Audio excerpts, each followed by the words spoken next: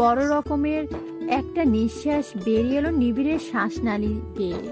আমিনকে জড়িয়ে ধরে গলায় মুখ গুজে ছোট ছোট চুমু খেলো। আকস্মিক এমন স্পর্শে বুক ধুপ করে কেঁপে উঠলো আমিনের হৃৎপিণ্ড। বিয়ে হয়েছে 2 মাস, কখনো এতটা কাছে আসা হয়নি দুজনের। অনুভব করা হয়নি মাতাল করা এই স্পর্শটুকু। এই তো সেই দিনের কথা, মাকে নিয়ে হুট করে হাজির হয়েছিল নিবিড়।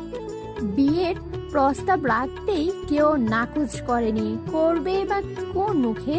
ফিরিয়ে দেবার মতো কোনো খারাপ বৈশিষ্ট্য যে নিবিড়ের মাঝে বিদ্যমান নেই। তাছাড়া এতে আদ্রর মতামত ছিল 100%। রাফিদ সাহেবও ছেলের মতামতের যুক্তিতে অমত করেনি। আমিন চকিত নয়নে নিয়ে স্তব্ধ হয়েছিল কয়েক সেকেন্ড। ধরা গলায় শুধু এইটুকুই বলেছিল, বিয়েতে অমত নেই আমার, তবে আমি এখনো প্রস্তুত না ভাইয়া, প্রস্তুত নয় এ বাড়ি ছেড়ে যাওয়ার জন্য। ক্রমে ক্রমে হেসে উঠেছিল সবাই। আমরিনের মাথায় স্নেহের হাত বুলিয়ে প্রকাশ করেছিল নিজেদের মনের কথা। সেদিন শুধু কাবিন হওয়ার সিদ্ধান্তে উপনীত হয়েছিল 2 পরিবার। আমরিনের ইচ্ছে চাওয়া বিবেচনা প্রাধান্য দিয়ে রেজিস্ট্রির মাধ্যমে ঘরোয়াভাবে বেঁধে দেওয়া হয়েছে নিবিড় আমরিনকে এক পবিত্র বন্ধনে। নতুনভাবে অভিনবত্ব নিয়ে ভালোবাসার সম্পর্ক পরিণত লাভ করেছে স্বামী স্ত্রীর সম্পর্কে। হঠাৎ বিয়ে, হঠাৎ নতুনত্ব। সেই দিনটাই ছিল প্রকৃতির রোমাঞ্চকর বর্ষণমুখর দিন। কপালে উষ্ণ পরশের স্মৃতির চারণের সমাপ্তি ঘটিয়ে চোখ নির্মলিত করে নিল আমরিন। সহসা ধরাসা করেছে বক্ষস্থল। চোখ বন্ধ রেখে আঁকড়ে হাতের মুঠোয় পুরে নিল নিবিড়ের শার্টের কিছু অংশ। যতটুকু নেওয়া যায় ততটুকুই মাত্র। প্রেমে আবদ্ধ থেকেও তো এমন অনুভূতি আসেনি। তবে কি স্বামীর প্রতি অধিকার বোধ থেকে এমন নির্লজ্জ বেহায়া ইচ্ছে মনে জেগেছে? আমিনের গলা শুকিয়ে এলো। তৃষ্ণায় খা খা করছে কণ্ঠনালী। নিবিড়ের প্রশস্ত বুকে নিবিড়ভাবে লেপ্টে থাকা তীব্র আশা জাগ্রত হলো মনের মাঝে। বয়সের তুলনায় খুবই বিচক্ষণ আমরিন। স্পষ্ট জানা আছে তার আশাবাদী হওয়া ভালো, তবে খুব বেশি আশাবাদী হওয়া নিজের জন্য ঢের অন্যায়। তাই অপেক্ষা অথবা আশীর্বাদের লিস্টে থাকতে রাজি নয় সে। তৎক্ষণাৎ মনের বাসনাকে মুখে আনলো, ব্যক্ত করলো নিবিড়ের কাছে, আমাকে একটু আপনার বুকে জায়গা দেবেন নিবিড়? বলতে কিছু সেকেন্ড ব্যয় হলেও বুকে নিতে ব্যয় করেনি নিবিড়। মাথা বুকে চেপে ধরে ঠোঁট বুলালো আমিনের চুলের ভাঁজে। আবেগী স্বরে বলে উঠল, এই বুকে তোমার স্থান পার্মানেন্ট এবং চিরকাল। কথাটা শুনে আনন্দে অশ্রু ভরে এলো আমরিনের 2 চোখে। গাল দুটোতে লাল রঙের প্রলেপ পড়েছে। মনে মনে বলল, তুলি, তোর সঙ্গ দোষ পেয়েছে আমার, নয়তো লজ্জা আমাকে স্পর্শ করার সুযোগ পেত নাকি? আচমকা কিছু একটা মনে পড়তেই উৎকণ্ঠা হয়ে বলল, আপনি কবে যাবেন অস্ট্রেলিয়া? ক্যান্সেল করে দিয়েছি, সম্ভব না আমার পক্ষে কোথাও যাওয়া। নিমিষে তীক্ষ্ণ চাহনি ছুড়ে দিল আমরিন নিবিড়কে লক্ষ্য করে। কড়া সুরে বলল, আপনি তো সেমিনারের জন্য অস্ট্রেলিয়া যাবেন বলেই এত তাড়াহুড়া করে বিয়ে হলো, এখন যাবেন না কেন? অনেক ভেবেছি, দিব্যি সিদ্ধান্ত নিয়েছি যাব না। কারণ আমরিনবিহীন প্রতিটা মুহূর্ত মরুভূমির উত্তাপের মতো। এত কষ্ট সহ্য করার শক্তি যে আমার নেই মিসেস আমরিন। কপট রাগ প্রদর্শন করলেও মনে মনে প্রচন্ড খুশি হলো আমরিন, কারণ এই একটাই আজকাল বছরখানেক আগের চেয়েও বেশি ভালোবাসা অনুভব হয় নিবিড়ের জন্য। গোধূলি বেলায় সৌন্দর্য উপভোগ করতে কাছের দরজা ঠেলে ব্যালকনিতে এসে দাঁড়ালো তুলি। মৃদু মন্দা বাতাস বইছে চারদিকে। আদ্র রোমের বারান্দা বিয়ের আগেই তুলির ভীষণ পছন্দ হয়েছিল। মনে জেগেছিল প্রতিদিন এখান থেকে গোধূলির লগ্নতে মন মাতানোর। তখনও তুলি জানতো না তার এই ইচ্ছেটা এত অবলীলায় পূর্ণতা পাবে। ক্ষীণ শব্দে কর্ণ খাড়া করে ব্যালকনির এক সাইডে ঠেসে দাঁড়ালো তুলি। নিজেকে লুকিয়ে ফেললো এক কোনায়। রক্ত হিম হয়ে গেল তুলির রোমে উকি দিতেই। হাতে খাতা নিয়ে আদ্র বসে আছে বিছানায়, চোখে মুখে ক্রোধের চিহ্ন লেগে আছে। কাউকে সামনে পেলে অনায়াসে পিষে ফেলবে রাগের ধারা প্রহার করে। ভয়ে কুকড়ে গেল তুলি, মিনমিন করে বলল, দরকার হলে আজ সারা রাত ব্যালকনিতে লুকিয়ে থাকবো, তবুও যাবো না রুমে। মেরে ফেলবেই আমাকে উনি। আরেকটু উকি দিতে কর্ণপাতে ভেসে এলো, গর্দভ একটা, অলওয়েজ আমার কথার খেলাপি। আজ ছাদ থেকে ফেলেই দম নিব। বেলকনিতে লুকিয়ে না থেকে বেরিয়ে আসো জলদি। মাত্রই তো এলেন, উনি কিভাবে জানলেন আমি ব্যালকনিতে? আন্দাজে ঢিল ছুড়ে নিত। এরূপ আকাশ পাতাল ভাবতে ভাবতে তুলি না যাওয়ার সিদ্ধান্ত নিল। ঘাপটি মেরে দাঁড়িয়ে রইল এক কোণ ঘেঁষে। কয়েক মিনিট পার হওয়ার পর আদ্র উপস্থিতি বারান্দা না পেয়ে উল্টো ঘরে স্বস্তির নিঃশ্বাস ফেলল। এমন সময় ধমকা হাওয়ায় হু হু করে তুলির সারা অঙ্গে হিম ধরিয়ে গেল। সূক্ষ্ম কম্পন ধরল তুলির মনে। মাথার ঘোমটাটা সরে গিয়ে চুলগুলো অবাধে উঠতে শুরু করলো। তুলি আকাশ পানে চাইতে প্রচন্ড অবাক হলো।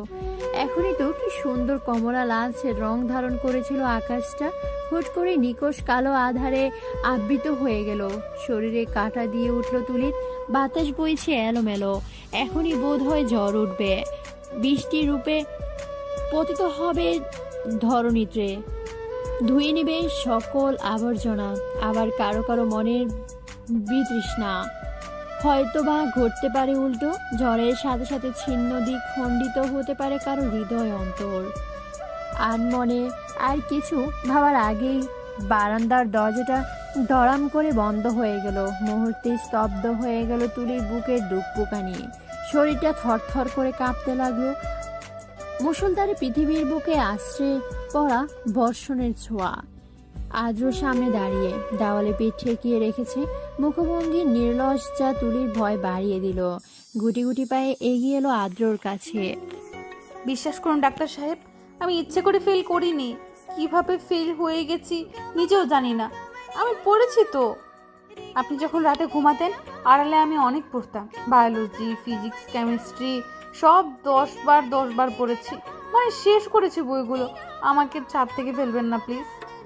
অশ্রুসিক্ত কণ্ঠে তুলির এক নাগারে কথাগুলো শুনে আদ্র ভঙ্গিমার কোনো রূপ পরিবর্তন এলো না।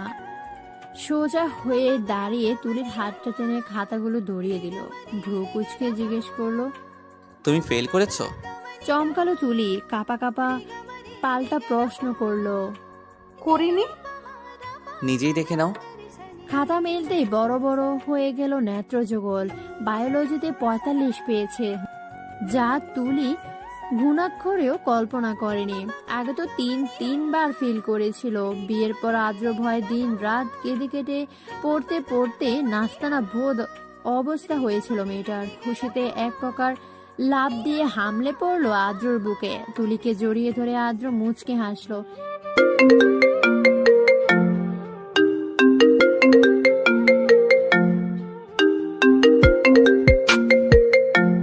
কিছু বলবে তার পূর্বে মোবাইলের শব্দে বৃষ্টির ঝমঝম শব্দকে হার মানিয়ে কানে আসলো আদ্র। তুলির উভয় পকেট থেকে ফোনটা বের করে রিসিভ করলো আদ্র। চোখের পলকে মুখটা আধারে চেয়ে গেল। কথা জড়িয়ে এলো গলায়। কোন রকমের প্রতি উত্তর জানালো, আমি আসছি। কলটা কেটে তুলিকে সরিয়ে দিল আদ্র। অজানা আশঙ্কায় প্রখর আর্তনাদ করে উঠল তুলির ভেতরটা। মনক্ষুণ হলো কিঞ্চিত। হন্তদন্ত হয়ে বেরিয়ে যাওয়া আদ্রর পিছনে পাগলের মতো ছুটে এলো। চিৎকার করে ডাকলো আদ্রকে। জবাব না পেয়ে দৌড়ে এসে আদ্র পাশে বসে পড়লো গাড়িতে। ভয়ার্ত স্বরে জিজ্ঞেস করলো, কি হয়েছে আদ্র? ভিজে চুপচুপে হয়ে গেছে দুজন। আদ্র চুল থেকে টপ টপ করে পানি ঝরছে বৃষ্টির ফোঁটার ন্যায়। কিছু সেকেন্ডের ব্যবধানে সারা মুখে নেমে এসেছে বিষাদের ছায়া। তুলে ফের উৎকণ্ঠিত হতেই আদ্রর মুখ থেকে অস্পষ্ট সরিয়ে বেরিয়ে এলো, অন্তু। জ্বর বিদায় নিয়েছে, শুকিয়ে গেছে তুলির চোখের নোনা জল। বুকে কেবল বিরাজমান তীব্র আর্তনাদ। এই আর্তনাদ তুলি নিজের জন্য নয়, এই বুক ফাটা আর্তনাদ মাঠে বসে আর্তচিৎকার করা অন্তুর জন্য। গলা ফাটিয়ে চিৎকার করে যাচ্ছে হারানোর বেদনায়। প্রকৃতির নীরবতা ভেঙে বিলিয়ে দিচ্ছে চাপা কণ্ঠগুলোকে। অহরহ অল্পতে চোখের জল ঝরানো তুলির ডাগর আখিতে এক ফোঁটা অশ্রু নেই। চোখ দুটো শান্ত ভাবে অপলক দেখে যাচ্ছে অন্তুকে। ছেলেটা দু পা ভেঙে আন্ত মস্তিষ্কে বসে আছে। চোখ থেকে টুপ টুপ করে গড়ানো অশ্রু ধরা দিচ্ছে তুলির দুনয়নে। লাল তরল চোখে বিদ্যে পাশে উপস্থিত আদ্র হাতটা খামছে ধরল তুলি। আটকে ওঠা গলায় বলল, রক্ত ঝরছে আদ্র। অন্তু ভাইয়ের চোখের পাশ থেকে রক্ত ঝরছে, কপাল থেকেও। তুলিকে আর বলতে দিল না আদ্র। টেনে বুকে চেপে ধরলো শরীরের সবটুকু শক্তি দিয়ে। তুলির ব্যথা হচ্ছে, তবে দেহে আদ্রের চাপে নয়, অন্তুর ঝরে পড়া রক্ত দেখে। এত বিরহ প্রণয়। পায়েল কি এক ফোঁটো ভালোবাসেনি অন্তুকে? বেসেছে তো। তুলি স্পষ্ট ভালোবাসা দেখেছে পায়েলের অক্ষিপটে। মুখ যদি মনের দর্পণ স্বরূপ হতো, তবে মুখে কিছু প্রকাশ করার প্রয়োজন পড়তো না, আর না মনে চাপা পড়ে থাকতো হাজারো অব্যক্ত অনুভূতি। আদ্র বুকে মুখ গুজে ফুফিয়ে উঠল তুলি। এত সময় অবধি এক বিন্দু জল গড়ায় চক্ষু কঠোর হতে পাথরের ন্যায় নির্জীব রূপ ধারণ করে রেখেছে। আদ্রর বুকে যেতে সমস্ত কষ্ট উগড়ে উঠল। মনটা নেতিয়ে পড়ল প্রখর ভাবে। ফোফানো স্পষ্টে স্বরে বলল, ডাক্তার সাহেব কিছু করুন প্লিজ, কিছু করুন। আমি পারবো না এই কষ্ট সহ্য করতে। অন্তু ভাইয়া মরে যাবে তো। দেখতে পাচ্ছেন না আপনি কতটা কষ্ট হচ্ছে ওনার? কেমন করে কাঁপছে আপনার বন্ধুর জন্য। আপনার বুকটা কাঁপছে না? ব্যথা করছে না? চোখের পাতায় ভেজা অনুভব করতে তুলি তড়িৎ গতিতে মুখ তুলে চাইল আদ্র পানে। সঙ্গে সঙ্গে আকাশ ছেড়ে ঝলক দেওয়া বিদ্যুতের আগুনের ন্যায় তুলির বুক ছেড়ে বিষাক্ত যন্ত্রণায় সর্বাঙ্গ দেহে বিস্তার লাভ করল। তার ডাক্তার সাহেবের চোখ থেকে গড়িয়ে পড়ছে এই জলটুকু। আদ্র কণ্ঠ নরম রেখে পড়ল, গাড়িতে গিয়ে বসো, আমি অন্তুকে নিয়ে আসছি। মলিন বিবর্ণ মুখে সম্মতি জানিয়ে তুলি মন্তর গতিতে হেঁটে এসে গাড়িতে বসল। চারদিকে অন্ধকারে থই থই করছে। বৃষ্টি না থাকলেও কালো মেঘের ছায়া ঢেকে পড়েছে নীল বর্ণী গগন। গাড়ির হেডলাইটের আলো ছড়িয়ে ছিটিয়ে আছে অনেকখানি জায়গা জুড়ে। সেই আলোতে তুলি নিমেষ চেয়ে আছে আদ্র যাওয়ার পথে। মৃদু বাতাসে শিরশির করে উঠল তুলির দেহ। বৃষ্টি একা যায়নি, বরং সাময়িক সময়ের জন্য হলেও সঙ্গী করে নিয়ে গেছে আগুন ঝরানো উত্তাপকে। ধরণীতে ঢেলে দিয়েছে শীতলতা। একটু জড়সড় হয়ে বসল তুলি। ব্যথিত নয়নে জোড়া স্থবির করল পাশাপাশি বসে নীরবতায় মুহূর্ত কাটানো দুই বন্ধুর দিকে। দৈবক্রমে যদি বেড়ে যায় অন্তরস্থ পীড়ন, তবে তা সহ্য করতে নেই। সহনশীলতার পরিচয় দিয়েই নিজের প্রাণ ত্যাগ করা বোকামি, নিহাতি বোকামি। অন্তু এক পলক তাকালো আদ্র মুখের দিকে, অন্তঃস্বরে বলল, একটু পানি খাওয়াবি আদ্র?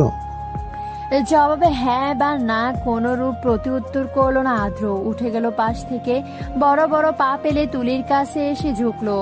অত্যন্ত শান্ত স্বরে জিজ্ঞেস করলো, ঠান্ডা লাগছে তোলা? গাড়িতে পানির বোতল আছে, দাও তো। নিঃশব্দে পানির বোতলটা আদ্র হাতে তুলে দিল তুলি। মুহূর্তেই সূক্ষ্ম কম্পন অনুভূত হলো হৃৎপিণ্ডে। হাতটা মুঠোয় আঁকড়ে শুকনো অধৈর্যগুল পুনরায় বোলালো আদ্র। গালে ঠান্ডা হাতের ছোঁয়া দিয়ে স্মিত হেসে বলে উঠল, সব ঠিক করে দেবো ইনশাআল্লাহ। গাড়ির জানালা লাগাও, জ্বর বাঁধালে কষ্ট পাবো তো। এতগুলো কষ্ট আদৌ কি মানতে পারবে মন? তুমি আমার অস্তিত্ব। অন্তু, রিমি, সাগর, পায়েল, নিবিড় আমার জীবনের অবিচ্ছেদ্য অংশ। অপলক চেয়ে রইল তুলি। চেয়ে রইল নির্মেষ দৃষ্টি পেলে প্রশান্তিরা জড়ো হয়ে বাসা বেঁধেছে মনের সবটুকু অংশ জুড়ে। ভবিষ্যৎ সম্পর্কে অবগত নয় সে, তবে তার ডাক্তার সাহেবের কথা তার অগাধ বিশ্বাস। ডক ডক করে বোতলের প্রায় অর্ধেক পানি পান করে পেল অন্তু। চোখে মুখে পানি ছেটানো মাত্রই পকট জ্বলনে দাঁতে দাঁত চেপে ধরল। সহ্য করে নিল কিছুটা সময় নিয়ে। পকেট থেকে রুমালটা এগিয়ে দিল আদ্র। অন্তু হাতে নিয়ে ধরা গলায় বলল, পায়েলের বিয়ের কথা শুনে নিজেকে কন্ট্রোল করতে পারিনি। বিয়ে তো আগে ঠিক করা, তবুও আজ সেটা মেনে নিয়ে হয়ে ওঠেনি আমার। শুধু এটুকু মনে হয়েছে, পায়েলের চলে যাওয়াতে আমার জীবনে হাসিটা হারিয়ে যাবে। ঝড়ের তাণ্ডবের চেয়েও আমার ভিতরের তুলপাড় অত্যাধিক ছিল। চোখ ঘোলা হয়ে আসছিল বারবার। তারপর ছোটোখাটো অ্যাক্সিডেন্ট। সামনের গাড়ির ড্রাইভারটা ভালো ছিল, হয়তো মায়াও ছিল, তাই কল লিস্টে তোর নাম্বার পেয়ে তোকে জানালো। তবে আমি খুশি হতাম। আমার অবস্থা যদি খুবই বিধ্বস্ত হতো, শ্বাসক্রিয়া বন্ধ হয়ে যেত।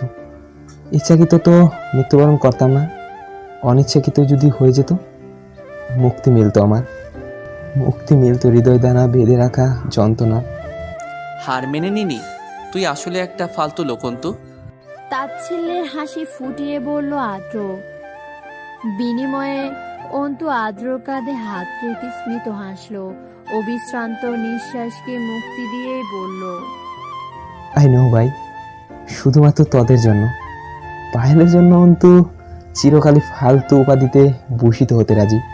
আমার হার মানার মাঝে অসম্ভব শান্তি লুকিয়ে আছে, কারণ আমার পায়েল বাবার রাজকন্যা হিসেবে জিতে গিয়েছে। আমি জানি পায়েল আমাকে ভালোবাসে। আমি ততটাও বোকা নই যে কারো নেত্রে ভাসমান ভালোবাসা আমার চোখে পড়বে না। আমি এটাও জানি পায়েল মেডিকেলের প্রথম থেকে আমার মনে ওর জন্য সদ্য জন্ম নেওয়া অনুভূতিটা আজ করতে পেরেছিল। কিছু ক্ষেত্রে বাস্তবতা এমন হয়, দুটো মানুষের অপ্রকাশিত ভালোবাসা জীবনের সমীকরণে চিরকাল অপ্রকাশিত। সেখানে আরনাদ দাঁড়িয়ে অন্তুর সাথে হেঁটে আসলো গাড়ি পর্যন্ত। ড্রাইভিং সিটে বসতে অন্তু পিছনে উঠে বসলো। দাঁত কেলিয়ে বলল, আমার গাড়ি তো অক্কা পাওয়ার পথে, তোদের সাথেই যায়। হতভম্ব চোখে তাকালো তুলি। তার বিশ্বাসই হচ্ছে না এটা কি সেই ছেলে যে কিনা না পাওয়া ভালোবাসা হারানোর বেদনে চিল্লিয়ে কাঁদছিল। এক আকাশ অবাকতা আষ্টে পিষ্টে জড়িয়ে নিল তুলিকে। আদ্র গাড়ি স্টার্ট দিতেই ফার্স্ট এড বক্সটা বাড়িয়ে দিল অন্তুর দিকে। একটা ফার্স্ট এড বক্স গাড়িতে থাকে সব সময়, প্রয়োজন হতে পারে ভেবে রেখে দেয় আদ্র।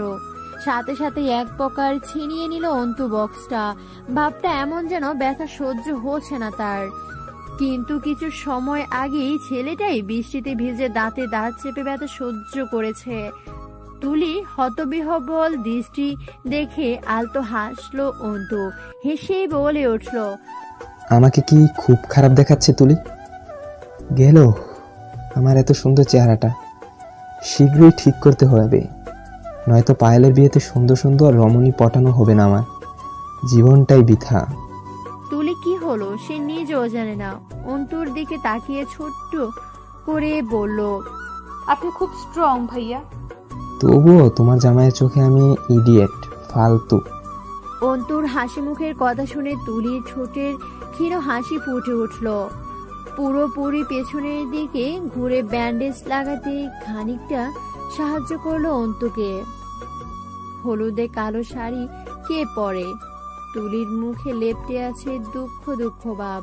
এক তো পায়েলের বিয়ে নিয়ে মনে সৃষ্ট হয়েছে দুঃখের সাগর, তার উপর কালো শাড়ি পরার আবদার করে আদ্র দুঃখের সাগরে 2 ফোঁটা দুঃখ ঢেলে দিল। এমনিতে গায়ের রং শ্যামলা, কালো শাড়ি পরলে মনে হবে গায়ে হলদে ভূতের আগমন ঘটেছে। এটাই তুলির বর্তমান ধারণা। আয়নায় নিজের প্রতিবিম্ব দেখে বিস্ময় হতবাক তুলি। এতক্ষণের মন খারাপের রেশ হুট করে উবে গেল। আয়নায় নিজের প্রতিবিম্ব উপর হাত রেখে মিনমিন করে বলল, কালো জামদানিতে শ্যামলা মেয়েদের এত অমায়িক লাগে? এতকাল কেন চোখে পড়েনি আমার? আমি তো কখনো কালো শাড়ি পরিনি। তবে কি আমার ডাক্তার সাহেবের কল্পনায় এত সুন্দর আমি?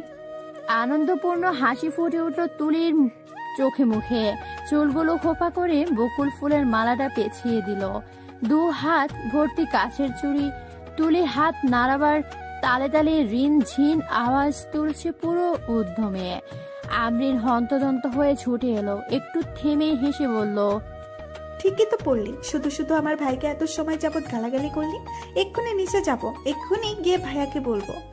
আমরিনের কথায় আটকে উঠল তুলি, তড়িঘড়ি করে বলল, আমি কিন্তু তোর বেস্ট ফ্রেন্ড, ভাবি খালাতো বোন। পারবি এই 3টে সম্পর্কের সাথে বেইমানি করতে? এত বেইমান তুই আমরিন, ভাবতেই ভীষণ কান্না পাচ্ছে আমার, মাথাটা ঝিমঝিম করছে। হয়েছে, আমাকে দমানোর জন্য আর নাটকের প্রয়োজনীয়তা নেই ভাবি সাহেবা। চলুন এবার, পায়েল আপুকে নিচে নিয়ে যেতে হবে। তুলি ও আমরিন দুজনে একসাথে রোমে প্রবেশ করে স্তব্ধ। পায়েলের দিকে নির্নিমেষ দৃষ্টি তাক রেখে পার হলো কয়েক মুহূর্ত। শুভ্রতা রঙের মোড়ানো পায়েলকে দেখে চোখ ধাঁধিয়ে আসছে সকলের, মুখে হাসির লেশ মাত্রও নেই, তবুও চেহারা মায়ায় ছড়াছড়ি। হাসিটা থাকলে বোধ হয় চোখ পেরানো দায় হয়ে পড়তো সকলের পক্ষে। সাদা একটা সিল্কের শাড়ি পরেছে পায়েল, পুরো মেকআপ সাউথ ইন্ডিয়ান নায়িকাদের বিয়ের সাজের মতো। তুলি ভেবে কুল পাচ্ছে না, গায়ে হলুদে কেউ এমন সাজে নাকি। কি অপরূপ সৌন্দর্য ফুটে আছে পায়েলের মধ্যে, তাও বলেও প্রকাশ করা কঠিন তুলির জন্য। সন্ধ্যা থেকে একটা শব্দ উচ্চারণ করেনি পায়েল, পাথরের মতো স্থির বসে আছে। রিমি তুলির নিকট পায়েলের এই মৌনতা পালনের কারণ অজানা নয়। দীর্ঘ একটা নিঃশ্বাস ছেড়ে তুলি সহ সবাই পায়েলকে নিয়ে দরজার কাছে আসতে পা থেমে গেল। মুখশ্রীতে দৃশ্যমান হলো উৎসুক ভাবে। আদ্র নিবিড় সাগর অন্তু দাঁড়িয়ে আছে অভিমুখে, হাতে সাদা একটা ওড়না। সাগর অন্তু নিবিড় সাদা পাঞ্জাবি পরেছে, আদ্র বর্ষার শরীরে কালো রঙের পাঞ্জাবিটা ফুটন্ত কালো গোলাপের মতো। তুলির প্রখর স্পৃহা জাগলো ফুটন্ত গোলাপকে ছুঁয়ে সবটুকু সুবাস নিজের মধ্যে টেনে নিতে। কেমন হবে সুবাসটা? নিশ্চয়ই উন্মাদ করে তোলার মতো। ঠোঁটে স্মৃত হাসি ফুটিয়ে অন্তু পায়েলের কাছে এসে দাঁড়ালো, দাঁত দেখিয়ে বলল, মাশাআল্লাহ, আমার কথা শোনার ফায়দা পেয়েছিস? আয়নায় নিজেকে দেখেছিস সাউথ ইন্ডিয়ান নায়িকাদের মতো? পায়েলের তীক্ষ্ণ চাহনিতে থমকে গেল অন্তু, জিহ্বা দিয়ে ঠোঁট দুটো ভিজিয়েই বলল, এভাবে তাকালে কলেজা ছোট হয়ে যায় রে পায়েল। অন্তত বিয়ের আগের রাতে একটু রহম কর আমার উপর। এতগুলো বছর তো বেশ টর্চার করলি, তোর তো আমার প্রতি কৃতজ্ঞতা প্রকাশ করা উচিত।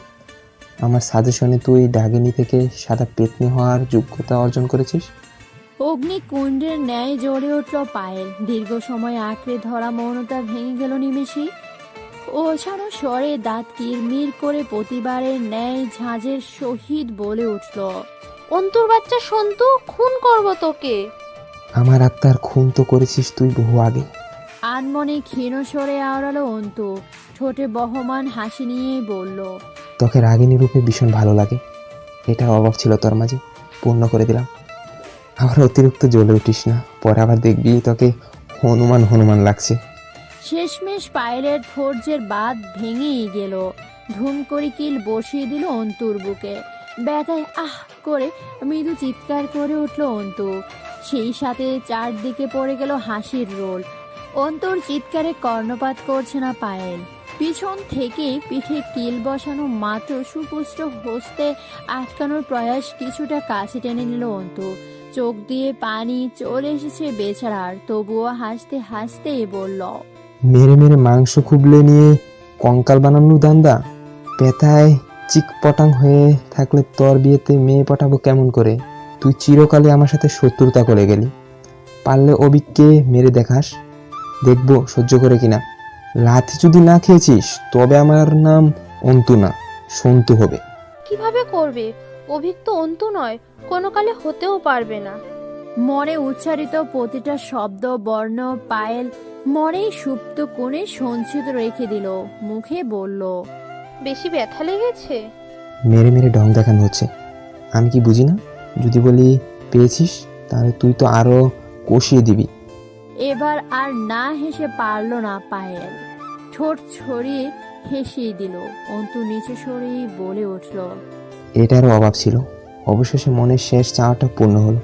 দেখার সৌভাগ্য হলো তোর গোলাপি ঠোঁটের মুক্ত করা নির্মল হাসিটুকু।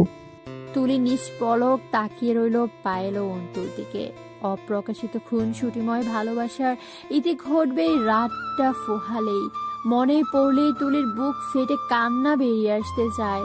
এই যে এই মুহূর্তে চোখ দুটো জলে টই টুম্বুর হয়ে উঠেছে, অশ্রুকণারা গলায় আটকে আছে, অথচ চেয়েও তুলি মুক্তি দিতে পারছে না তাদের। দমটা বন্ধ হয়ে আসছে তুলির। কোমরে আকস্মিক স্পর্শে শিহরে উঠল, হৃদস্পন্দন বেড়ে গেল। পাশ ফিরে দেখলো আদ্র দাঁড়িয়ে, চক্ষুদয়ে প্রখর দৃষ্টি কেবল তার দিকেই নিবদ্ধ। লজ্জা অনুভব করলো তুলি। চোখ এদিক সেদিক বুলিয়ে দেখলো সবার দৃষ্টি পায়েল অন্তুর দিকে। তবুও পাশে যদি কেউ দেখে ফেলে, তাই তুলি সংকোচ নিয়ে কিছু একটা বলার নিমিত্তে উদ্যত হলো, কিন্তু কণ্ঠস্বর বাধা পড়লো আদ্রর কাছে। তুলির রক্ত হিম হয়ে গেল। ক্রমশই তার দিকে ঝুঁকে আসছে আদ্র। ভয়ে তীর তীর করে কাঁপছে তার ঠোঁট দুটো। আদ্র কি পাগল হয়ে গেল সবার সামনে? আটকে উঠল তুলি, মুখ ফিরিয়ে নিল তৎক্ষণাৎ। কর্ণে এলো আদ্রর লহুস্বর, সুন্দর লাগছে তুলা। অতি সামান্য একটা বাক্য, অথচ কি মারাত্মক ভাবে প্রভাব ফেলল তুলির ছোট্ট মনে। হৃদয়ের গহীনে তোলপাড় সৃষ্টি করলো নিমিষে। বক্ষস্থল কেঁপে উঠল সাংঘাতিক ভাবে। অতঃপর তুলির মনে হলো শ্বাস ফেলতে কষ্ট হচ্ছে। ক্রমশ ভারী হয়ে আসছে নিঃশ্বাস, এবং ভয়ঙ্কর ভাবে তাকে লজ্জায় ডোবানোর জন্য প্রস্তুত থাকে তার ডাক্তার সাহেব। তৎপরে মনে হলো তুলির অন্তঃস্থলে প্রতি প্রহরে কম্পন ধরানোর দায়িত্ব নিয়েছে আদ্র। সাদা ওড়নাটা মেলে ধরলো আদ্র, সাগর নিবি অন্তু।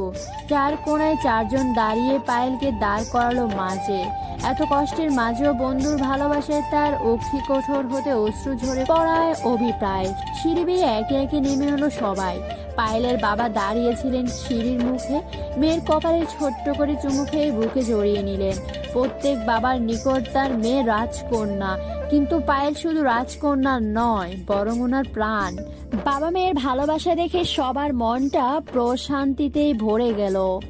বাহির থেকে পায়েলের চাচাতো বোন নিহা দ্রুত গতিতে ছুটে আসলো, রুদ্ধশ্বাসে বলে উঠল, অভিক ভাইয়াদের বাড়ি থেকে লোকজন চলে এসেছে ছোট আব্বু।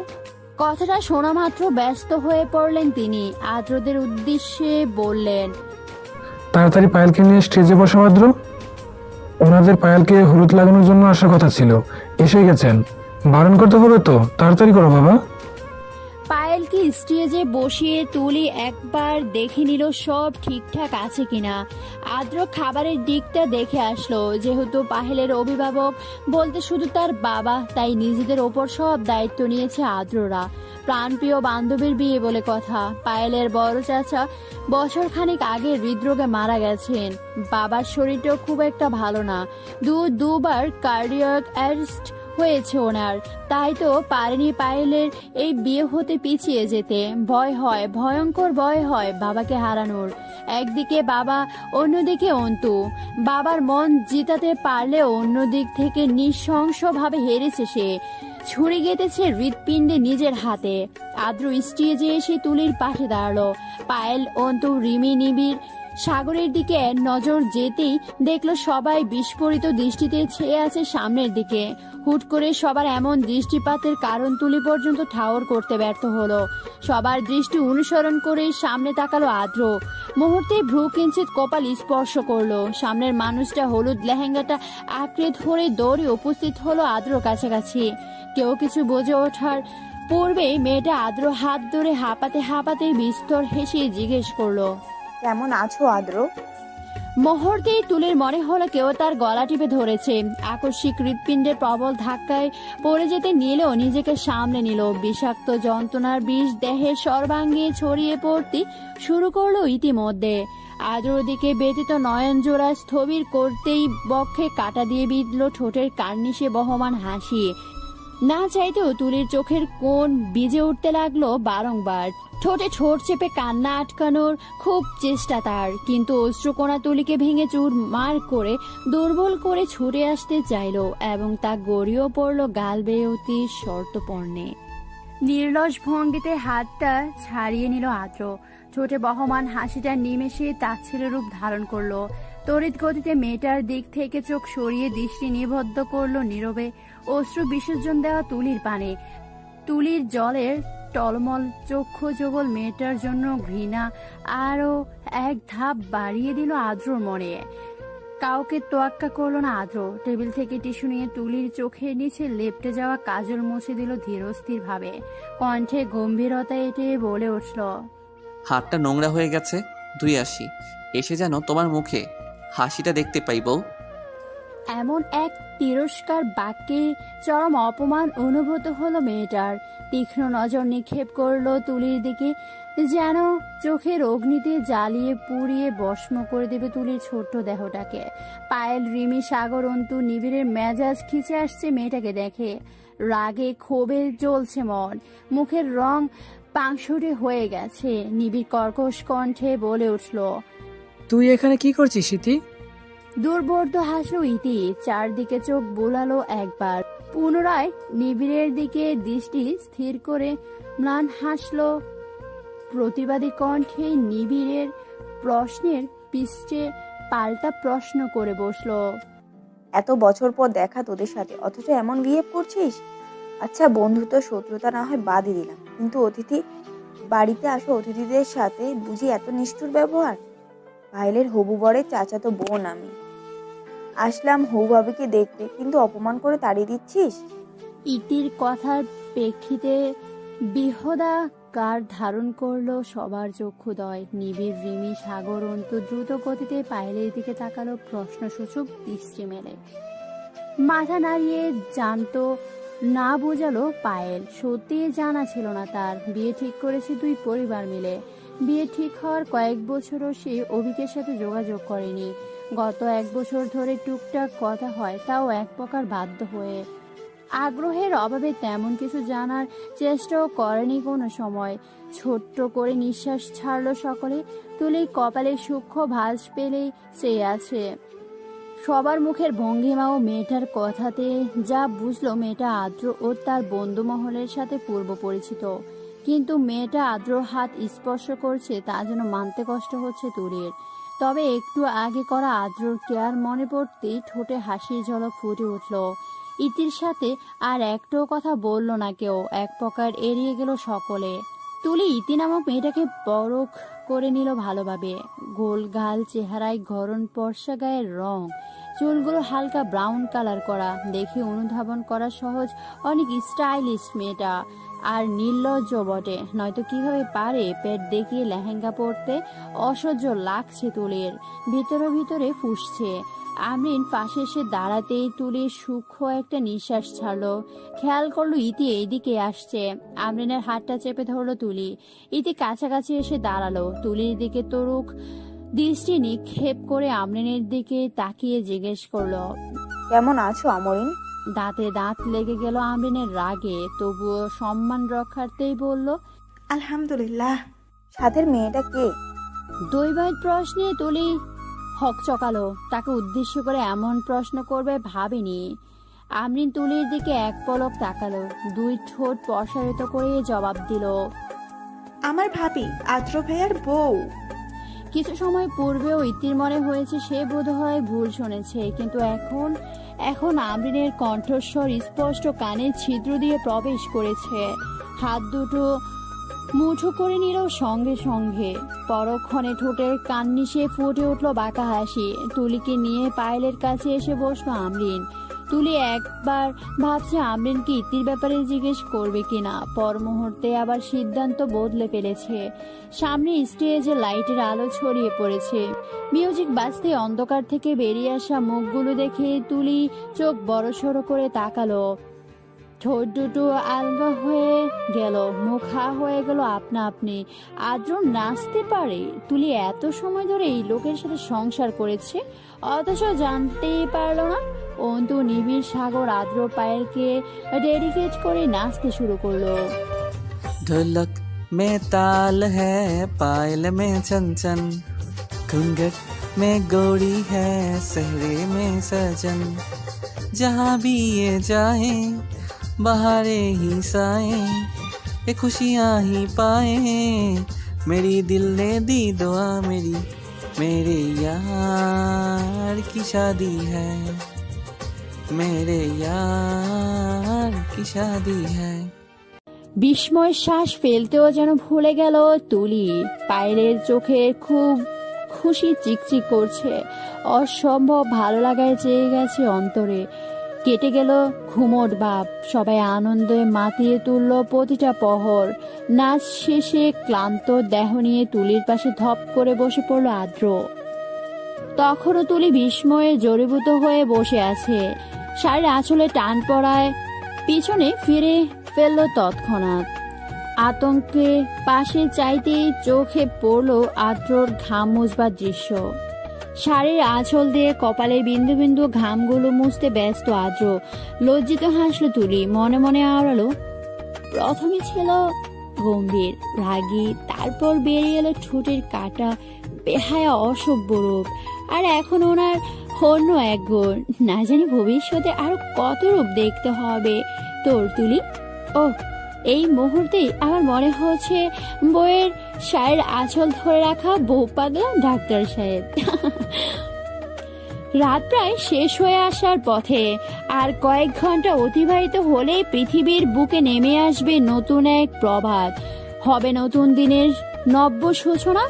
নিদ্রা পালিয়ে বেড়াচ্ছে তুলির নিকট হতে, আধ ঘন্টা ধরেই বিছানায় এপাশ ওপাশ করছে, কিন্তু ঘুম ধরা দেওয়ার নামই নেই। প্রতিদিন যার বুকে ঘুমিয়ে অভ্যেস, তাকে ছাড়া বিছানায় ঘুম আসবে না বুঝে গেল তুলি। অন্ধকারে উঠে বসলো। আদ্র নেই পাশে, এখনো নিচে বিয়ের আয়োজন তদাকরি দায়িত্বে ব্যস্ত। বালিশের পাশে হাতড়ে মোবাইলটা হাতে নিল তুলি। ফ্ল্যাশ লাইট জ্বালিয়ে ধীরস্থ ভাবে বিছানা ছাড়তে দরজা খোলার আওয়াজ আসলো কানে। সেই সাথে এক সিলতে আলোর রেখা রোমে নিজের পদার্পণে জানান দিল। ফ্লোরে কারো অভয় দেখে ভয়ে জড়সড় হয়ে গেল তুলি। মোবাইলের ফ্ল্যাশ দিয়ে দেখার চেষ্টা করবে তার আগেই রুমের লাইট জ্বলে উঠল। স্মিত হেসে স্বস্তির নিঃশ্বাস ছেড়ে দৌড়ে গিয়ে ঝাপটে ধরল আদ্রকে, মিশে গেল একদম বুকের সাথে। আকস্মিকতায় দুপা পিছিয়ে গেল আদ্র, ভরকে গেল কিছুটা, সাথে সাথে শিরদাঁড়া বরাবর বয়ে গেল শীতল স্রোত। তুলিকে বেঁধে নিল নিজের বলিষ্ঠ হাতের বাঁধনে, নরম স্বরেই জিজ্ঞেস করলো, কি হয়েছে তোলা? নিরুত্তর রইল কিছুক্ষণ তুলি। বুকে মাথা রেখেই মুখে বলল, ঘুম আসছিল না। আচ্ছা একটু বসো, আমি ক্লান্ত, ফ্রেশ হওয়া দরকার। নাছর বান্দা হয়ে উঠেছে তুলি, কোনো দামেই দিল না আদ্রর কথা তাকে। আগের থেকেও গুটিসুটি হয়ে মিশে দাঁড়ালো আদ্রর সাথে। কপালে ভাঁজ ফেলে ভ্রু কুচকে চাইলো আদ্র। তুলি তো কখনো এমন করে না, আজ কেন করছে বুঝতে পারছে না। অন্যদিকে তুলি আদ্র বুকে মাথা রেখে হৃদস্পন্দন শুনছে আর মনে মনে আওড়াচ্ছে, আপনি শুধু আমার ডাক্তার সাহেব। ইতিফিতির সাহস কি করে হলো আমার ডাক্তার সাহেবকে ছোঁয়ার? ভাগ্য ভালো ইতিফিতির অভিক ভাইয়ার বোন হন, নয়তো হাত কেটে হাতে ধরিয়ে দিতাম, বলতাম আমার আদ্র আমার ডাক্তার সাহেব একান্তই আমার। তুলির অবাধ্যতা আদ্রর মেজাজ গরম করে তুলল। ক্লান্ত হবার দরুন বিরক্তি যেন ছুঁয়ে ছুঁয়ে পড়ছে। রাশ ভারী গলায় বলল, যদি না সর তবে আমি তোমাকে নিয়েই ওয়াশরুমে ঢুকবো কিন্তু তোলা। আর এর পরিণাম তো তুমি জানোই, একদম রাত কেটে সকাল হবে। দ্রুত গতিতে আদ্রর কাছ থেকে ছিটকে সরে এলো তুলি। মুখ কাছুমুচু করে এদিক ওদিক করতে লাগলো। সারা মুখ লজ্জায় লাল হয়ে উঠেছে। আদ্রর চোখে পড়লো লাল রংটা আরো গভীরভাবে প্রস্ফুটিত হবে সারা মুখশ্রীতে। ঠোঁট কামড়ে হাসলো আদ্র। বিনা বাক্যে বড় বড় পা পেলে ওয়াশরুমে ঢুকে পড়লো। যে করে হোক আদ্রর চোখের সামনে নিজেকে আর ধরা দেওয়া যাবে না আজ, তা ভেবে তুলি কাঁথা গায়ে জড়িয়ে শুয়ে পড়লো। খানিক সময় বাদে ওয়াশরুমের দরজা খোলা শব্দে গুটিয়ে গেল আরো। মিসেস তুলা, ঘুমের ভান্না ধরে উঠে বসুন। 1 সেকেন্ড নষ্ট হলে আমি কিন্তু আপনাকে কুমিল্লার রসমালাই ভেবে খেয়ে ফেলবো। হুড়মুড়িয়ে উঠে বসলো তুলি। নতজানু হয়ে রইল লজ্জা মাখা মুখ নিয়ে। ইস আদ্র, আপনার কি অমন করে বলা খুব জরুরি? নিজ মনে প্রশ্ন করলো তুলি। হাতে টান অনুভব করতে মাথা উঁচিয়ে তাকালো সম্মুখে। হাত জোড়া আঁকড়ে ধরে কাছে টেনে আনলো আদ্র। উষ্ঠনে বলল, তুলা আসুন ছাদে যাই, তারার মেলা দেখাবো। তারা মেলার দেখার সঙ্গী হবেন আমার। আদ্র পিছু পিছু কোনো প্রকার শব্দবিহীন সিঁড়ির ধাপ অতিক্রম করলো তুলি। চাঁদের দরজার মুখে আদ্রকে থেমে যেতে দেখে তুলি চমকালো। মুখ খুলে কিছু বলবে তার আগে নিজের উষ্ঠে আদ্রর উষ্ঠযুগল অনুভব করলো। বিমূর্ত দৃষ্টিতেই আদ্রর দিকে তাকালো তুলি। বুকে দুরু দুরু শব্দে অশনি নিয়ে কাটছে সেকেন্ড, কাটছে মিনিট। মুখ সরিয়ে এনে তুলিকে নিয়ে এক সাইডে চেপে ধরে দাঁড়ালো আদ্র।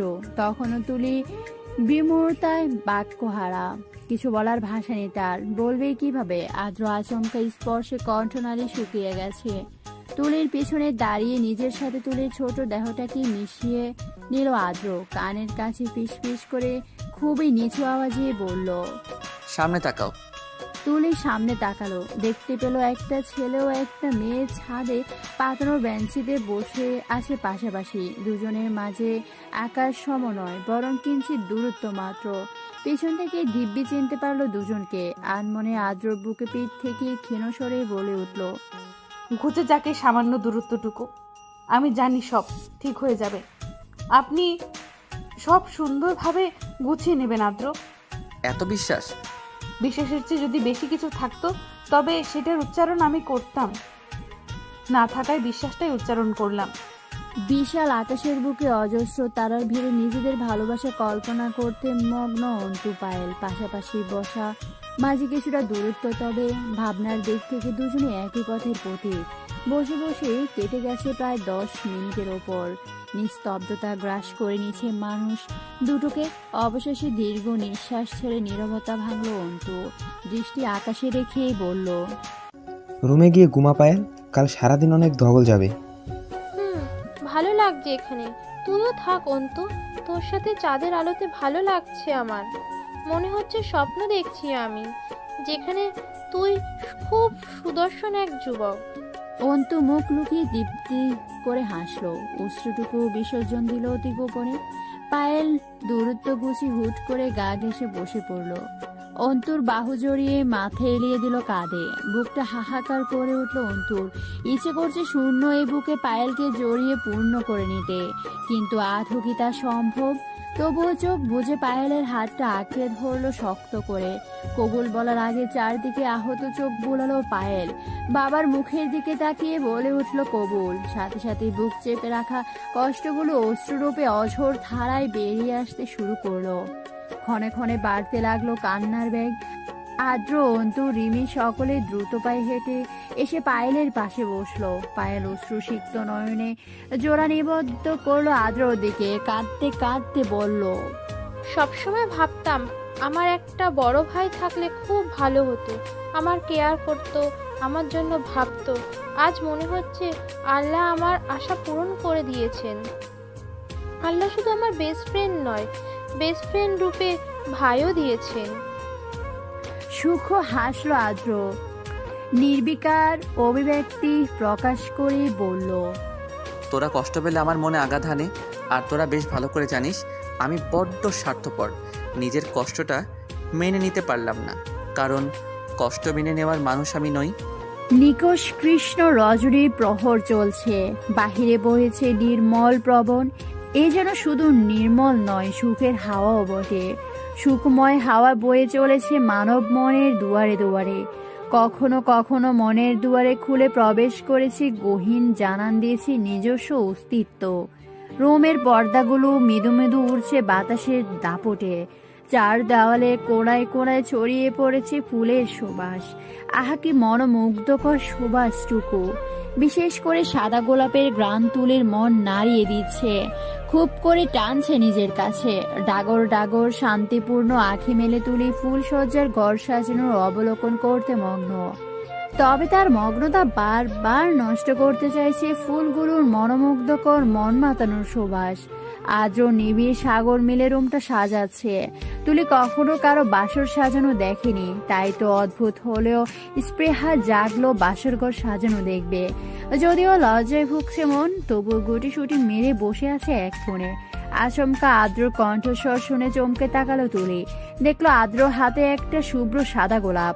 দেখা মাত্রই চকচক করে উঠল তুলির চক্ষু যুগল। নেত্রে গোলাপের ন্যায় ফুটে আছে অনাবিল আনন্দ। কোন রূপ দ্বিধাদ্বন্দ্ববিহীন আদ্র হাত থেকে ফুলটা নিয়ে নিল। নিমেষে নাক ডুবিয়ে সবটুকু সুবাস টেনে নিল নিজের মাঝে, অথচ একবার জানতেও চাইল না ফুলটা তার জন্য কিনা।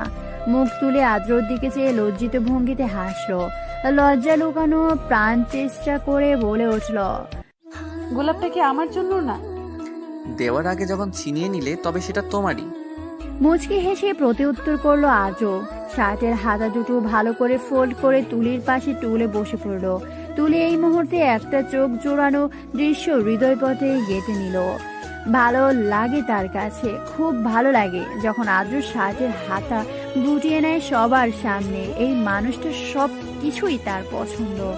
যদি কখনো পরস্পর পাশাপাশি দাঁড়ানো হয় আরশির সামনে, তখনও তুলি শুধু আদ্রতেই বিমোহিত থাকে। সেই সাথে কত শত নতুন নতুন অনুভূতির সাথে যে পরিচয় হয় তুলির, তার হিসেব সে কোনো কালেই রাখেনি। এত এত অনুভূতির হিসাব রাখা তুলির পক্ষে অসম্ভব, কেননা সে তো রোজ রোজ প্রতি মুহূর্তে, প্রতি ক্ষণে, প্রতি সেকেন্ড পরিচয় লাভ করে নয়া নয়া অনুভূতির সঙ্গে। তুলি শাড়ির আঁচলে আঙ্গুল পেঁচিয়ে পেঁচিয়ে গভীরভাবে কিছু একটা ভাবলো। রোমের চারদিকে নজর করে কিছু একটা মিসিং মিসিং ঠেকলো তার নিকট।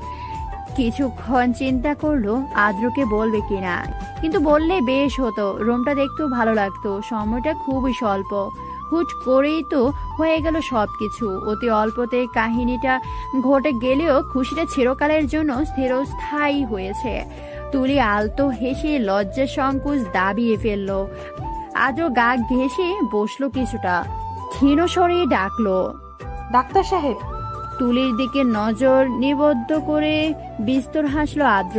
কোমল স্বরে সাড়া দিয়ে বলল, বলুন বউ। তুলির চোখ বুজে এলো আবেশে। এই যে কথায় কথায় আদ্র বউ বলে, তুলা বলে ডেকে ওঠে, একবারও কি অনুধাবন করার প্রয়াস চালিয়েছে তুলির বক্ষস্থলে প্রকাণ্ড ঝড়? চেষ্টা করেছে কি প্রবল কম্পন অনুভূত করার? করেছে হয়তো, নয়তো তার দিব্যি জানা আছে তুলির বুকে কিভাবে তোলপাড় সৃষ্টি করতে হয়। পিটপিট করে নেত্রপল্লব মেলে তুলির পুনরায় প্রস্তুত হলো মনে উদয় হওয়া কথাটুকু ব্যক্ত করার লক্ষ্যে। আমতা করে বলল, ফুলসজ্জার ঘর তোমার ভীষণ পছন্দ হয়েছে তাই না? মুহূর্তেই তুলির কপালে ভাঁজ পড়ল। আখি পল্লব ললাটে স্পর্শ করলো কিঞ্চিত। বিস্ফোরিত নয়নজোড়া নিক্ষেপ করলো আদ্রর দিকে, ছোট্ট করে বলল, কিন্তু। আদ্র দৃষ্টি গভীর করলো। সবার অগোচরে কোমর জড়িয়ে কাছে নিয়ে এলো তুলিকে। সমস্ত দেহে শিহরণ খেলে যেতে লাগলো তুলির। সবার সামনে লজ্জারাঙা হতে গিয়েও চুপসে যাচ্ছে সে। বড্ড অসহায় মনে হচ্ছে নিজেকে।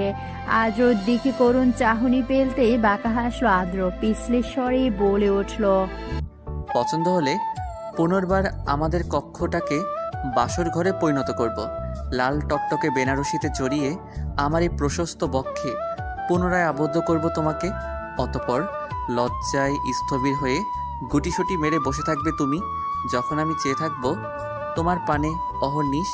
বক্ষস্থলের তাণ্ডব যখনই সামলাতে ব্যর্থ হব আমি, তখনই একটু একটু করে অনেকখানি গভীরভাবে ছুঁয়ে দিব তোমাকে। এঁকে দিব যত্ন করে আমার ভালোবাসার প্রলেপ। ঘোরের মাঝে ডুবে যেতে লাগলো তুলি। কথাগুলো কর্ণভেদ করে সোজা বুকের পাশেই বিঁধছে, প্রভাব ফেলছে প্রগড়ভাবে। তীব্র থেকে তীব্র রূপে ধারণ করছে বুকের ওঠা প্রবল ঝড়। হুট করে উঠে দাঁড়ালো তুলি। বড় বড় পা পেলে পালিয়ে এলো এক প্রকার। দরজার কাছে দাঁড়িয়ে ঘাড় ঘোরালো। লুব্ধ নেত্রে তাকালো আদ্রর ঠোঁটের দিকে। স্পষ্ট চোখে বিচ্ছে আদ্রর ঠোঁটের কোণে প্রস্ফুটিত স্মিত হাসিটুকু। অনুভূতিরা সাদরে লুপে নিল হাসিটা। প্রায় তুলির খেয়ালে এসেছে যখনই আদ্রতাকে লজ্জার বান ছুঁড়ে মারছে, ঠিক তখনই এই হাসিটা অভ্যাসগত আদ্রর অধর স্পর্শ করে। ইস, কি মাদকতায় ভরপুর এই হাসিতে।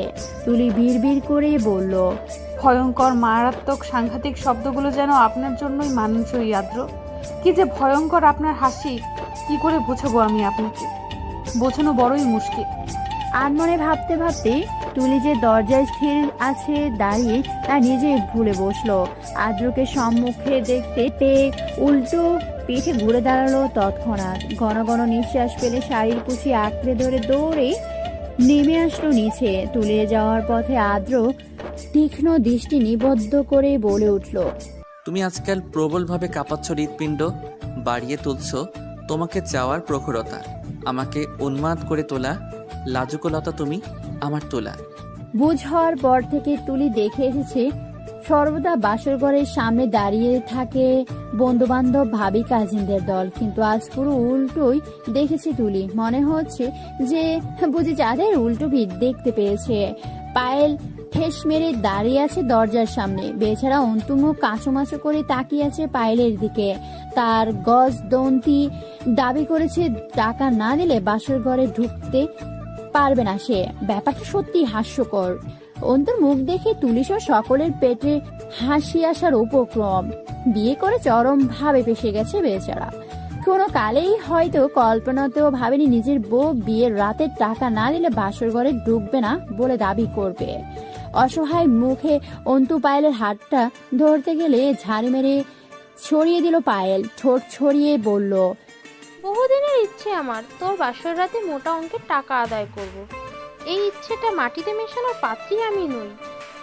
বান্ধবী হিসেবে টাকা আমার চাই মানে চাই, নয়তো যা রুমে কর গিয়ে একা একা ফুলসজ্জা। অন্তুর অসহায় দৃষ্টি আরো করুণ রূপ ধারণ করলো। বিয়ে করে যা খুশি হয়েছিল তার সবটা দলা মুচড়ে ডাস্টবিনে ফেলে দিল পায়েল। প্রথমত নিজের বরকে তুই ডাকছে, দ্বিতীয়ত ফুলসজ্জার রাতটুকু শেষ করে দিচ্ছে টাকার দাবিতে। শেষমেশ হার মানল অন্তু, বিড় করে বলল, কত দিতে হবে? 50,000।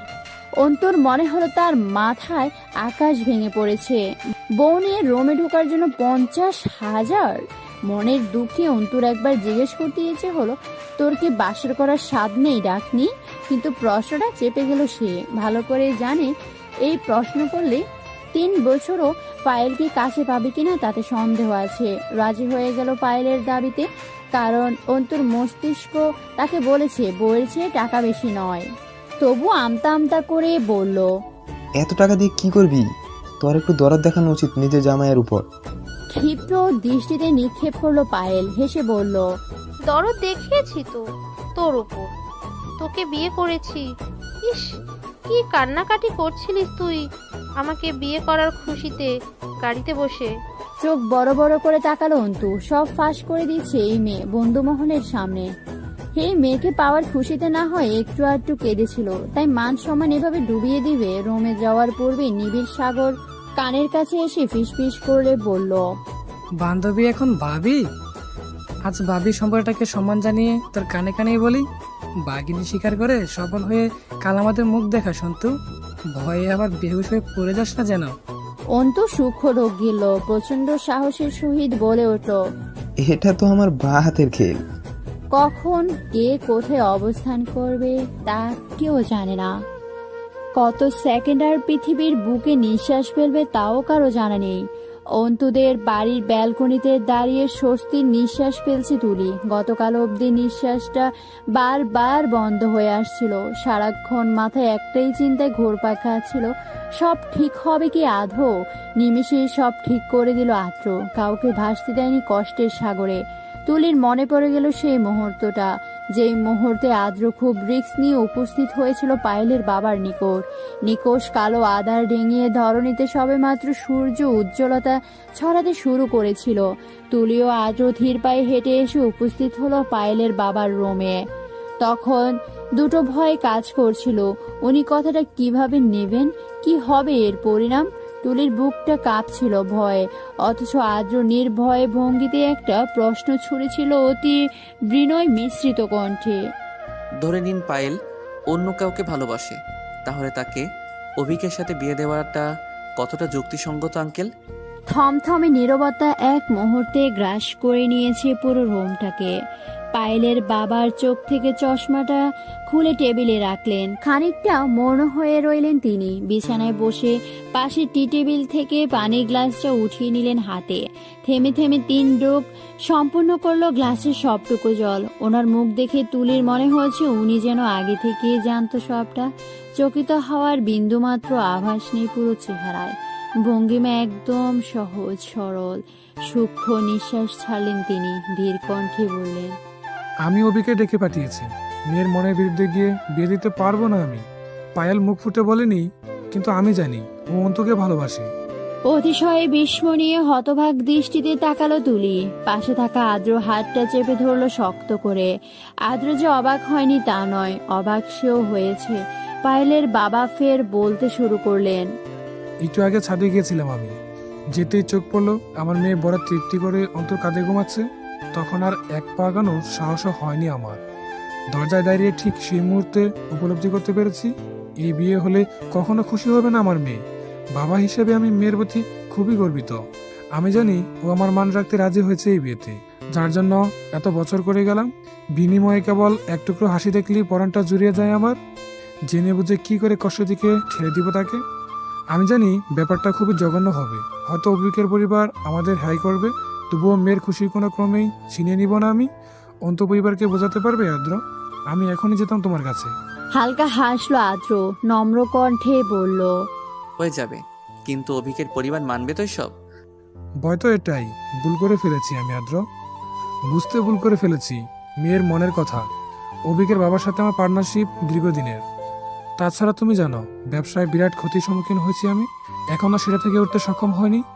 পায়েলের বাবার হতাশাজনক বার্তায় তুলির ভীষণ খারাপ লাগলো। ভয় হচ্ছে খুব, এত বছর ধরে বিয়েটা ঠিক এমনই কেন বিয়ে ভাঙতে রাজি হবে কেউ?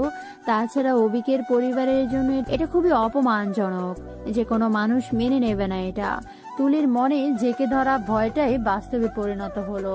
নিস্তব্ধতা ছেয়ে গেল পুরা বিয়ে বাড়িতে। গত রাতেও তুমুল আয়োজনে মুখরিত হয়েছিল এই বাড়ির চারপাশ, অথচ সকাল সকাল নির্জীব নিস্তব্ধ। সামনে সোফায় একটা ছেলে বসে আছে, গায়ের রংটা সামলা, দেখতে খারাপ নয়। তুলি এমনটাই মনে হলো, কারণ তার অখিতে শুধু তার ডাক্তার সাহেবই সবচেয়ে সুন্দর পুরুষ। নত মস্তকে দাঁড়িয়ে আছে পায়েল তুলির পাশে। এত বড় হয়েও নার্ভাসের তাড়নায় তুলির মতো ছোট্ট দুর্বল দেহের অধিকারী নিয়ে একটা মেয়ের হাত আঁকড়ে ধরে আছে। অবিক রাগী গলায় বলে উঠল, আপনাদের কোনো অধিকার নেই আমাদের এইভাবে অপমান করার। এত বছর ধরে বিয়ে ঠিক, অথচ বিয়ের ক্ষণিক সময় আগে বলছেন বিয়ে হবে না। Are you mad? এত ফালতু আপনারা। নিমিষে ক্রুদ্ধ রূপ ধারণ করলো আদ্রর চক্ষু জোড়া। রাগে চোয়াল শক্ত হয়ে এলো তার। পায়েল রাগের চেয়ে আহত হলো বেশি। তার জন্য তার বাবাকে এমনটা বলার সাহস পেল কেউ, শুধুমাত্র একটা ভুলের জন্য। আজ বুঝলো পায়েল কখনো বাবা মায়ের কাছে কিছু গোপন রাখতে নেই, কারণ তারা সব সময় সন্তানের খুশিটাই চায়। আরো আগে যদি মনের কথা বাবার নিকট প্রকাশ করত, তবে হয়তো পরিস্থিতি আজকের চেয়েও কিছুটা ভালো হতো, এতটা কষ্ট পেতে হতো না। তুলি গভীরভাবে তাকালো সবার দিকে, দেখতে পেল পায়েলের বাবার চোখের কোণায় জল চিকচিক করছে। গড়িয়ে পড়ার আপ্রাণ চেষ্টা চালাচ্ছে হয়তো। অন্তু নিবিড় সাগর হাত মুষ্টিবদ্ধ করে নিজেদের সামলানোর প্রয়াসে অব্যাহত, কিন্তু আদ্র পারেনি নিজের ভেতরে ধাউ ধাউ করে জ্বলে ওঠা অগ্নির শিখা নেবাতে। কিছুটা গম্ভীর কণ্ঠে অবিকে উদ্দেশ্য করে বলে উঠল, আমার জানা মতে আপনি একজন ইউনিভার্সিটির লেকচারার, কিন্তু আপনার কথাবার্তা দ্বারা আমার মনে হচ্ছে আপনি একজন অশিক্ষিত লোকের চেয়েও অধম। আদ্র সোজা সাপটা অভিব্যক্তিতে রোষপূর্ণ চাহনি নিক্ষেপ করলো অবি, কিন্তু তা খুবই নগণ্য আদ্রর ওই নীলাভ চোখের তেজি রূপের কাছে। আদ্র ঠোঁটের কার্নিশে লেগে আছে তুচ্ছ হাসি, অথচ নেত্রে কেবলই ক্রুদ্ধতা। বেশিক্ষণ চেয়ে থাকতে পারল না অবি, কিছুটা তেতেই উঠে বলল, আপনার সাহস কি করে হলো ডক্টর আদ্র আহনাফ? আপনি আমার ক্যারেক্টার নিয়ে বিবেচনা কেন করবেন? আমি আপনাকে সেই রাইট দেইনি। তাই নাকি? কিন্তু আমি তো আপনার ক্যারেক্টার নিয়ে কিছুই বলিনি। যদি বলতে শুরু করি কিছুই বাদ পড়বে না। আপনার বাল্যকাল হতে এতটুকু পর্যন্ত গড় গড় করে বলে দিতে পারবো অনায়াসে, একটু ভুল হবে না। দেখবেন এতে না আপনার সব তথ্য ফাঁস হয়ে যায়। শুরু করব কি? আদ্রর কথার প্রেক্ষিতে সূক্ষ্ম একটা ঢোক গেল অবিক। সেকেন্ডের ব্যবধানে পাংশুটের রূপ ধারণ করলো সারা মুখশ্রী। অবিকের মুখভঙ্গি চোখে পড়তেই বাঁকা হাসি ফুটে উঠল আদ্রর অধৈর্য বলে। কণ্ঠস্বর যথেষ্ট সংযত রেখেই বলল অভিক, তাহলে বিয়ের ব্যাপারে নাটক করেছেন আপনারা? আমি কিন্তু চাইলে জোর করে বিয়ে করতে পারি পায়েলকে।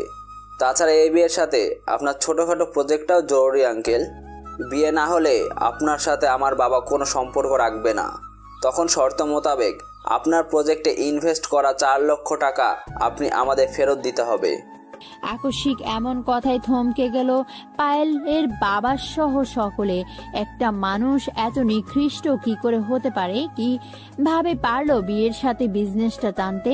তিনি আজ বুঝতে পারলেন মুখের পাশে আছে বলেই বন্ধুত্বের হাত বাড়িয়ে দেয় অনেকেই, কিন্তু অন্তরে ধারণ করে রাখে অন্য কিছু। আল্লাহর প্রতি লাখ লাখ শুকরিয়া আদায় করছেন তিনি যে সময় থাকতে এভাবে মানুষগুলোর খোলস উন্মুক্ত হলো। নয়তো নিজের মেয়েকে এমন মানুষদের হাতে তুলে দিতে ভাবছিলেন। ভাবতে বুকটা হাহাকার করে উঠল। গম্ভীর স্বরে বললেন, আমাকে কয়েকটা দিন সময় দেওয়া হবে, দিয়ে দিব আমি। কোনো সময় দেওয়া হবে না, আজ রাতের মধ্যেই দিতে হবে। ঝাঁঝালো দৃষ্টিতে তাকালো আদ্র। কপাল কুঁচকে কণ্ঠে রাগ নিয়ে বলে উঠল, নামে টিচার, বিবেকে মূর্খ। টাকা আজ 2 ঘন্টার মধ্যেই পাবেন। ইচ্ছে হলে টাকা নিয়ে যাওয়ার জন্য 2 ঘন্টা অপেক্ষা করতে পারেন। কথাটা শেষ করে রাফিদ সাহেবকে কল দিল আদ্র। কল রিসিভ হতেই নম্র স্বরেই বলল, আমার 4 লাখ টাকা প্রয়োজন বাবা। জানি হুট করে বললেই এত বড় অ্যামাউন্ট রেডি করা পসিবল নয়, তাই 2 ঘন্টা সময় দিলাম।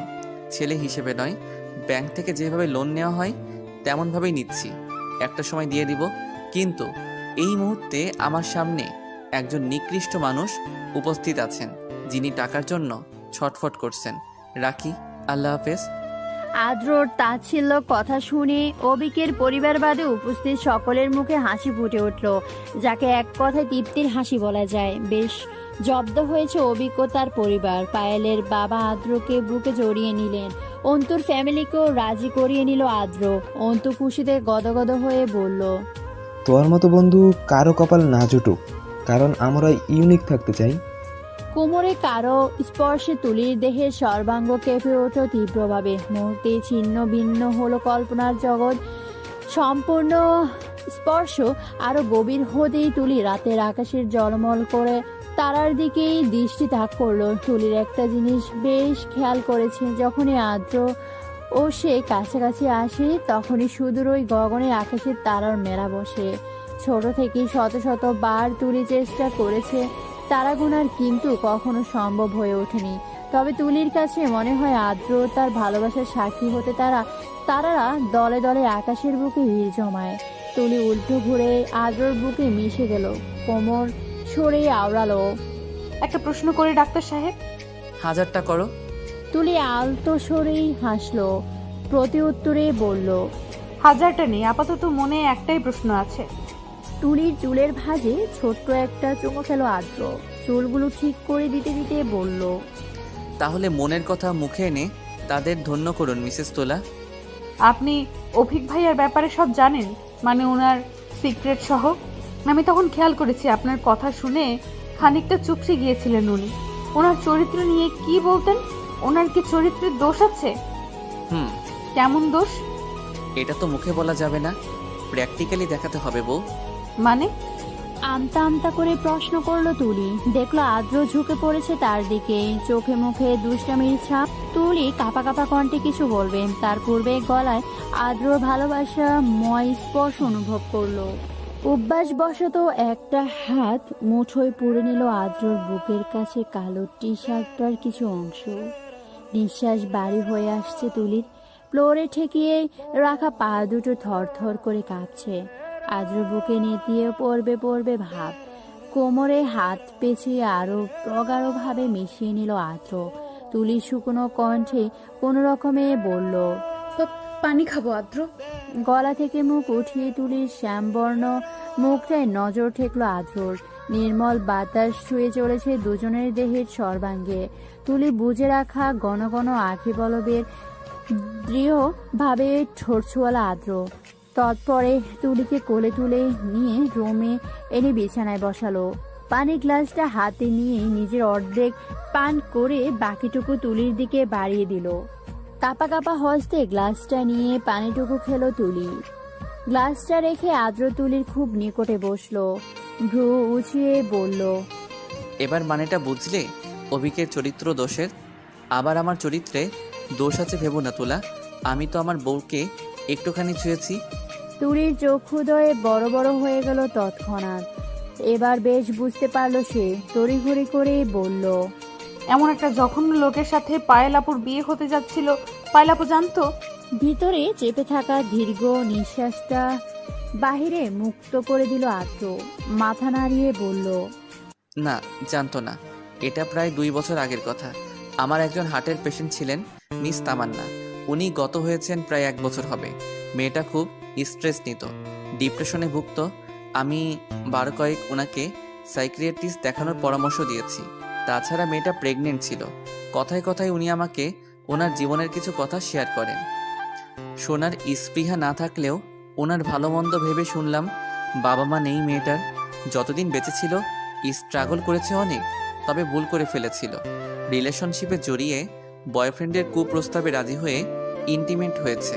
কথাটা শোনা মাত্রই মস্তিষ্কে রাগ চেপে বসেছিল আমার। জীবন কি এতটাই তুচ্ছ? কেউ বললেই দিয়ে দিবে? একটা মেয়ে নিজের সম্মান অন্যের হাতে তুলে দিলে আমার মতে সেটা জীবন দিয়ে দেওয়ার চেয়ে কম না। ফলস্বরূপ ছেলেটা নিজের স্বার্থ হাসিল করতে পেরে মেয়েটাকে ছেড়ে দিয়েছে। ছেলেটা আর কেউ নয়, সে ছিল অভিক। মিস তামান্না সেই ইউনিভার্সিটিতে পড়তেন যেখানে অভিক লেকচারার হিসেবে নিয়োজিত। আমি মেয়েটার কথা একদম বিশ্বাস করিনি, কিন্তু কথাগুলো ফেলে দেওয়ার মতো ছিল না আমার কথায়। একদিন জোর করে মেয়েটা অভিককে ডেকে রেস্টুরেন্টে দেখা করে। দুজনের কথাগুলো স্পষ্ট আমার কর্ণে প্রবেশ করেছিল। আমি আড়ালে থেকে সবটা দেখেছি। কতটা অমানবিক, নিষ্ঠুর হলে নিজের সন্তানকে মেরে ফেলার হুমকি দিতে পারে তুলা। জানোয়ার একটা। আমি সব কিছুই পায়েলকে, আঙ্কেলকে বলিনি, কারণ আমি শতভাগ নিশ্চিত ছিলাম পায়েলের বিয়ে আমি এই জানোয়ারের সাথে হতে দিব না। একে শাস্তিও আমি দিব। আর এখনো বলিনি কাউকে। এতে আঙ্কেলের কষ্ট বেড়ে যেত, দ্বিগুণ হয়ে যেত অনুশোচনার পরিমাণ। তুলির চোখে জল ভর্তি হলো। ভেবে কুল পাচ্ছে না মানুষ এত জঘন্য হতে পারে। থেমে থেমে প্রশ্ন করলো, বাচ্চাটা? প্রেগনেন্সি যখন 5 মাস রানিং, মিসক্যারেজ হয়েছে মিস তামান্নার। কষ্টে বাড়ি হয়ে গেল তুলির বুকটা। আদ্রর বুকে মাথা রেখে ফুফিয়ে ফুফিয়ে কাঁদতে লাগলো। পিঠে হাত রেখে কানের পিঠে শুষ্ক অধর জোড়া ছুঁয়ে দিল আদ্র। স্মৃত হেসেই বলে উঠল, তুমি এত নাজুক কেন তোলা? অন্যের কষ্টে অশ্রু বিসর্জন দিচ্ছ? এত নরম কেউ হয়? জীবনে অনেক স্ট্রং হতে হবে তোমাকে। কিছু কিছু মুহূর্ত এমন আসতে পারে তোমার একাই মোকাবেলা করতে হবে। তখন